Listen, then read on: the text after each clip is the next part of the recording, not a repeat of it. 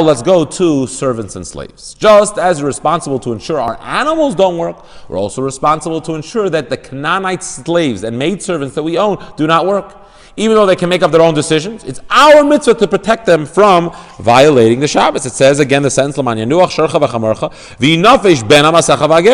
your ox and donkey have to rest, and you also have to make sure that your servants and maidservants rest. That's part of your obligation.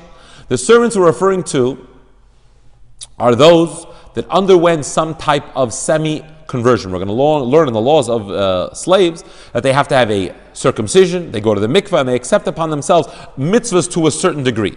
But if they didn't accept them, they just accept the 7 Noahide laws, which all non-Jews living in our midst accept, then they're a regular Gentile who live among us. They're called a ger toshav. They can do as they please on Shabbos. A ger toshav does not exist. That status does not exist once the Yovel, the Jubilee year, is not in force. Once it's not applicable, then the ger toshav is not applicable. So it doesn't apply to a ger toshav. He can work.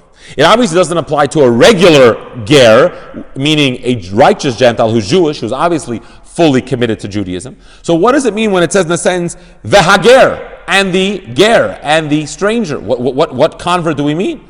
So it means a ger toshav, a convert, a Jew who is a non-Jew who's living among us, who's accepted the 7 Noahide laws, who works for a Jew like the son of a maidservant. He works for you.